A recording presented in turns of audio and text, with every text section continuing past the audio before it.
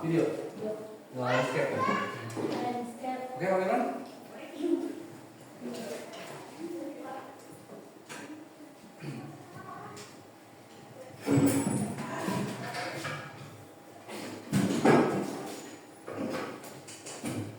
Bismillahirrahmanirrahim. Assalamualaikum warahmatullahi wabarakatuh.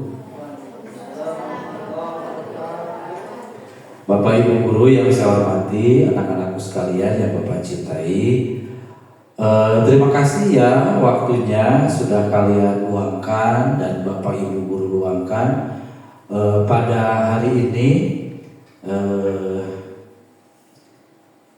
Bapak akan menyampaikan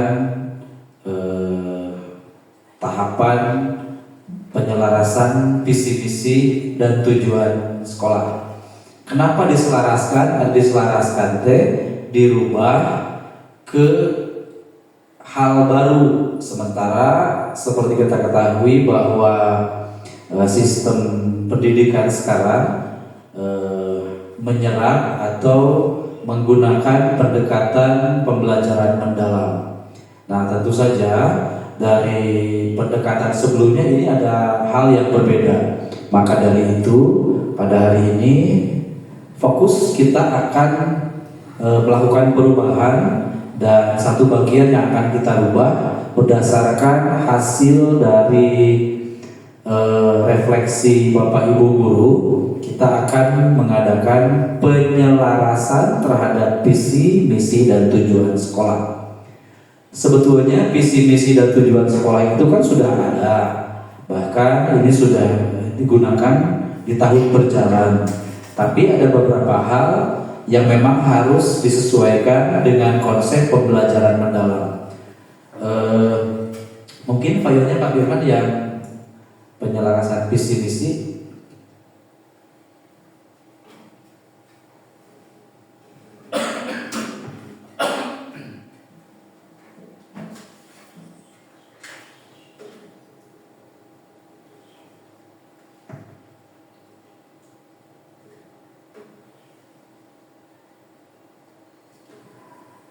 Ya, lanjut. Nah, Bapak Ibu izin berdiri, anak-anak, Bapak izin berdiri. Yang mana Bapak akan sampaikan. Ini merupakan hasil telaah atau hasil refleksi kita tentang pembelajaran mendalam yang dilakukan penyesuaian pada misi, visi, misi, dan tujuan. Di sini Bapak Ibu ada visi satuan pendidikan. Di kolom pernyataan saat ini adalah kurikulum yang kita gunakan sebelumnya. Gitu. Waktu itu Bapak mendapatkan visinya adalah SD Negeri Sukasari membentuk siswa yang lebih agamis, lebih sehat, lebih cerdas, lebih unggul dan dalam prestasi, berbudaya dan berkarakter. Setelah dianalisa, maka ada ketidaksesuaian dengan konsep pendekatan pembelajaran mendalam, yaitu pada visi sekolah yang dibuat sebelumnya, yang di sana berpusat pada hasil. Jadi yang ditonjolkan targetnya hasil, sementara pada pembelajaran mendalam kan tidak menekankan itu, lebih menekankan pada proses. Dalam proses tersebut kita akan membentuk karakter anak yang asalnya. Makanya kemarin di rapat orang tua kita sampaikan bahwa hasil itu bukan segala-galanya, yang segala-galanya adalah proses. Makanya bukan tidak boleh anak memiliki kecerdasan akademik, tapi lebih indah kalau akademiknya bagus, karakternya bagus. Menekankan pada proses, aspek pengalaman belajar, dan dimensi profil lulusan. Nah, di visi yang sebelumnya belum masuk ini. Maka dilakukan apakah perlu penyelarasan? Kita sepakat ya bahwa diperlukan penyelarasan, dan akhirnya rumusannya menjadi begini.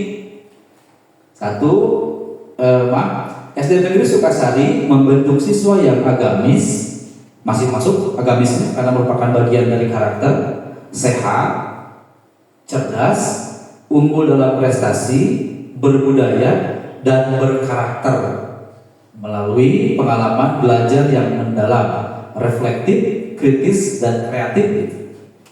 Jadi perubahan yang dilakukan pada poin ini sudah sepakat. ada di sana, berbudaya, berkarakter. Nah, kita tambahkan melalui pengalaman belajar. Jadi siswa itu pengalaman belajar itu yang sekarang lebih utama begitu. Lebih utama. Idealnya kalau pengalaman belajarnya bagus, hasilnya pun pasti bagus. Gitu anak-anak. Terus anak-anak itu reflektif. Ari reflektifnya selalu berpikir kita berhasil nggak belajarnya. Gitu. Jadi melakukan refleksi guru, siswa. Bahkan saya sebagai kepala satuan pendidikan pun harus melakukan dan bersifat reflektif. Kritis jangan malu bertanya, jangan gampang percaya. Gitu. Air mengalir dari tempat yang tinggi ke tempat yang rendah. Percaya, gitu. Itu mah bukan belajar, tapi doktrin. Gitu. Harus dibuktikan, Pak Firman. Anak itu harus membuktikan benar. Cairan mengalir dari tempat yang tinggi ke tempat yang rendah. Biarkan dia berpengalaman belajar. Dan kreatif. Nah, kreatif ini yang digali sekarang. Jadi anak itu diajak berkolaborasi agar lebih kreatif. Lebih teknisnya nanti. Next. Nah, untuk mewujudkan visi, IPC itu impian, tujuan, target gitu. Maka misinya saya membagi menjadi beberapa bagian ya. Di antaranya misi 1, menanamkan keimanan dan ketakwaan, pengamalan ajaran agama dan kehidupan sehari-hari. Ini misi sebelumnya di kurikulum satuan pendidikan sebelumnya. Setelah dianalisa bersama oleh kita, pada misi yang kurikulum yang lama belum menekankan pada konsep pembelajaran bermakna. Gitu ya hasilnya Pak Firman. Maka di sini dirubah, menanamkan keimanan, ketakwaan melalui pengalaman belajar bermakna yang berhubungan dengan kehidupan sehari-hari. Jadi untuk mewujudkan sisi agama harus pembelajaran bermakna, harus praktik anaknya, kontekstual, didekat-dekatkan dengan kehidupan kita. Nggak boleh, bukan nggak boleh, kurang pas begitu kalau anak belajar sholat tahajud tapi hanya membaca teks saja. Bagusnya praktek begitu. Jadi anaknya kudu berpengalaman gitu. Dan itu meringankan guru loh Pak.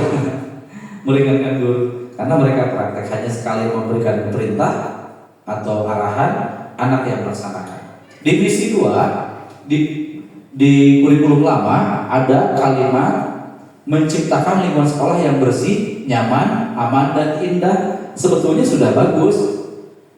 Setelah dianalisa pada misi sebelumnya, suasana lingkungan yang baik terkesan hanya sebagai unsur estetik saja gitu. Lingkungan yang baiknya hanya unsur keindahan unggul. Padahal lingkungan kita yang indah ini harus jadi media belajar begitu. Di Pengker Pak Firman aya naon, aya kebon lagi belajar IPA, tarik aja anaknya keluar. Anaknya seger, bosan kan di dalam kelasnya. Oh, main aja gitu. Sebagai medium pembelajaran murid. Jadi kalau di bahasa di pendidikan mah ada istilah alam takambang jadi guru. Alam takambang jadi guru teh lingkungan menjadi tempat belajar kita. Sehingga dirubah mewujudkan lingkungan sekolah yang bersih, aman, nyaman dan indah sebagai ruang belajar yang kondusif dan kontekstual. Kondusif, nyaman. Kita sedang menuju ke kondusif nih. Kontekstual, selalu gunakan materi, contoh di lingkungan kita. Kalau Bapak Ibu membuat soal, jangan selalu nama Budi. Ganti aja Budinya dengan Alma. Gitu. Pasti akan lebih tertarik nama anak tersebut. Itu contoh kecil dari kontekstual. Next. Misi 3 di kurikulum lama meningkatkan profesionalisme guru melalui pendidikan dan latihan. Sebetulnya setuju sih. Tapi setelah dianalisa, pada misi sebelumnya tidak diterapkan intensitas dan time bound itu waktu. Jadi misi lu eta mah bukan terkait iraha gitu. Yang penting mah niat unggul meningkatkan profesionalisme guru waktuan. Tapi di pembelajaran mendalam konsepnya sekarang harus ada waktunya. Contoh Bu Yuli, dalam 1 semester guru harus mampu mengoperasikan mengoperasikan Microsoft PowerPoint. Ada batasan itu, 1 semester. Kalau nggak tercapai, maka misi ini gagal. Dirubah. Nah, jadi ada batasan waktunya. Aduh, kacapaknya. Nah, ini suatu semester melakukan pelatihan di luar sekolah dan minimal melaksanakan kegiatan. Nah, dalam minimal sekali dalam 1 semester melakukan pelatihan di luar sekolah. Di luar sekolah atau di dalam sekolah disebutnya in-house training. Tapi setidaknya kita harus melaksanakan COMBL atau PLC. PLC sama COMBL itu kayaknya. Bedanya ini masih kata bahasa Inggris, Professional Learning Community. Next. Misi 4, mengoptimalkan pembelajaran yang aktif, inovatif, kreatif, efektif, dan menyenangkan. PAIKEM disingkatnya, PAIKEM. Ini jadul ya Pak. Maka perlu dilakukan penyesuaian pembelajaran yang baik, teknik, metode, prinsip maupun pendekatan. Jadi dirubah menjadi mengoptimalkan pembelajaran aktif, kolaboratif, reflektif, dan berbasis proyek. Tujuannya untuk menumbuhkan berpikir kritis kreatif. Jadi kata kuncinya selalu ini, pembelajarannya aktif, bermakna, kolaboratif, bebarengan, tidak boleh belajarnya parsial gitu, tugas mandiri. Kita rubah ke kelompok, tapi pembuatan kelompoknya harus kelompok kecil, karena kalau kelompok gede biasanya banyak yang nganggur. Nah, jadi begitu Pak Firman, harus selalu kolaboratif, harus selalu reflektif. Nah, bagaimana pelajaran hari ini? Nanti tuh rasakan. Anak-anak tuh harus terbuka ya. Kalau ngerti, kalau nggak ngerti, bilang nggak ngerti. Karena itu bentuk dari refleksi. Nanti kalau bilangnya ngerti padahal nggak ngerti, Pak gurunya, wah berhasil nih ngajarnya, kan nggak ada perbaikan. Kemudian berbasis proyek yang kadang proyek bisa ditentukan oleh anak Pak Bima. Anak-anak, kita mau menentukan proyek apa sekarang nih? Menanam. Pak Bima sedang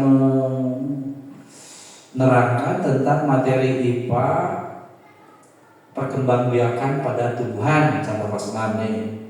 Maka anak-anaknya diajak membuat proyek. Kita bikin proyek perkembangbiakan tumbuhan yang vegetatif gitu. Melak bawang dah. Nah, melak bawang, sapoli beg sewang, dua poli beg sewang. Jadi berbasis proyek. Proyeknya akan selesai nanti. Tapi bukan hasil Pak Firman yang ditarget kita, tapi proses. Selama nanam bawang itu Pak Firman akan tahu si ieu mah getol nyebon, si ieu mah kedul, tanaman si ieu mah garing teu dibera. Nah, itu karakternya ada di sana. Misi 5, mengembangkan bakat, minat, dan potensi siswa melalui optimalisasi kegiatan ekskul. Poinnya ekskul di sana dirubah karena tidak sesuai sekarang. Perlu meningkatkan pengembangan bakat siswa tidak hanya dalam ekskul saja. Jadi sekarang dirubah peningkatan kemampuan bakat siswanya di intrakurikuler, pembelajaran biasa ya, di kokurikuler, dan di ekstrakurikuler. Jadi lebih jauh. Selanjutnya Pak Bapak. Misi terakhir, misi 6, di kurikulum lama membudayakan perilaku berbudi pekerti luhur serta berperan aktif dalam mengembangkan dan melestarikan seni budaya lokal, regional, dan nasional. Nah, setelah dianalisa, membudayakan perilaku budaya budi pekerti luhur itu sudah ada di poin 1 tadi, yang agama tuh. Kan sekarang agama tuh sudah PABP ya, pendidikan agama budi pekerti. Kata-kata yang boleh jadi double bahasa Sunda mah kanalon gitu. Maka dirubah melestarikan seni budaya lokal, regional, nasional melalui pembelajaran yang kontekstual dan berkesinambungan. Selalu kontekstual dibaca, nyata kontekstual, terkini. Berarti penilaiannya penilaian otentik saat itu proses. Lanjut Pak. Nah, sehingga muncullah tujuan satuan pendidikan. Di sini membentuk siswa yang memiliki sikap akhlak karimah, religius, berbudaya, mencintai budaya lokal, regional, dan nasional. Tidak banyak sih yang dirubah dari tujuan kurikulum yang lama, hanya ada efektivitas redaksional saja gitu. Panjang dengan gulung, akhirnya membentuk siswa yang berakhlak mulia, religius dan berbudaya. CKW seperti itu. Di sini budayanya kan bisa diperluas lagi, lokal, regional, nasional. Tujuan 2, mempersiapkan siswa agar dapat melanjutkan pendidikan ke jenjang berikutnya dan ke jenjang yang lebih tinggi. Di sini tidak spesifik disebutkan detail hal apa yang dipersiapkan. Nyiapkeun we unggul di kurikulum lama Mama Firman. Tapi naon disiapkeun? Maka diterangkan di sini mempersiapkan siswa untuk melanjutkan pendidikan ke jenjang lebih tinggi dengan bekal kompetensi yang utuh. Nah, perbedaannya ini. Nyiapkeun teh dengan bekal kompetensi yang utuh. Tadi nyiapkeun unggul teu bubuk buat timel dan lain sebagainya, goreng jauh. Ternyata yang harus dipersiapkan itu lebih jelas di sini kompetensi. Lanjut. Tujuan 3, tujuan SD pasar ini menghasilkan lulusan yang memiliki profil pelajar Pancasila di kurikulum yang lama. Ini sudah tidak berlaku, jadi dirubah, menghasilkan lulusan yang memiliki 8 dimensi profil lulusan. Dimensi profil lulusan harus dirubah. Jadi bukan PEK 5 lagi sekarang, tapi lebih ke ini. Dan ini harus jadi patokan Bapak Ibu, 8 profil lulusan ini. Tujuan 4, membekali peserta didik dengan keterampilan abad 21 berbasis kearifan lokal pertanian. Nah, ini sebetulnya nggak terlalu masalah, perlu disesuaikan dan dilengkapi saja. Dirubah, menyiapkan siswa agar mampu berpikir kritis, kreatif, kolaboratif, komunikatif melalui pengalaman belajar dengan pemanfaatan digital. Nah ini selalu ada kata kritis, kreatif, kolaboratif, komunikatif, selalu ada pemanfaatan digital. Makanya nggak bisa mundur, nggak bisa nyerah. Orang mah semua digital, nggak bisa. Tapi disesuaikan perlahan. Tadi disebutkan oleh Pak Firman di refleksi, ya tuh poster gitu. Poster kan hasil digital sebetulnya, tapi ditawarkannya didagangkeun ke anak bukan secara digital. Tapi itu boleh. Lanjut. Tujuan 5, membentuk budaya sekolah yang inovatif, inklusif, dan adaptif terhadap perubahan. Sudah sesuai, tidak dirubah, dan hasilnya sama. Inklusif ini, kalau inovatif kan selalu mencari perubahan, perbaikan, pengembangan. Kalau inklusif berarti kebalikan dari eksklusif. Eksklusif itu seperti tidak bisa disentuh gitu, tertutup. Maka sekolah itu harus inklusif, terbuka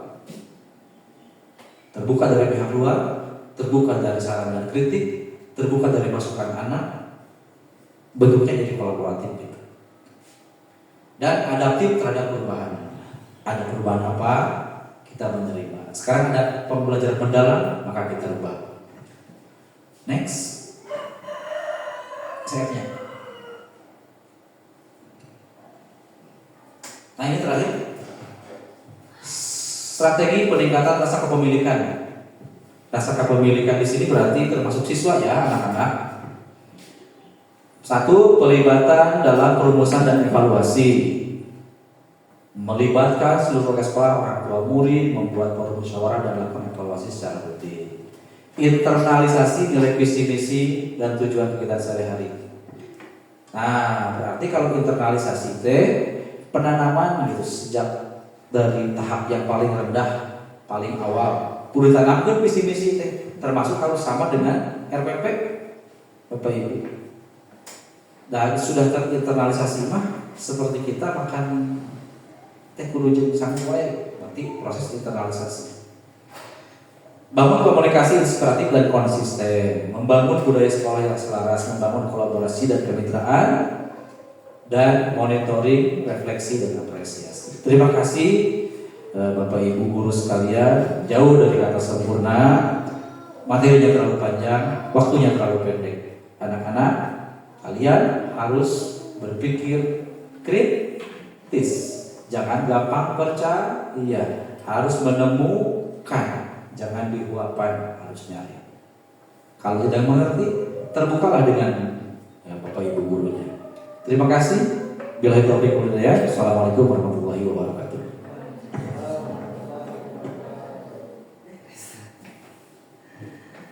Terima kasih Pak Firman. Terima kasih anak-anak.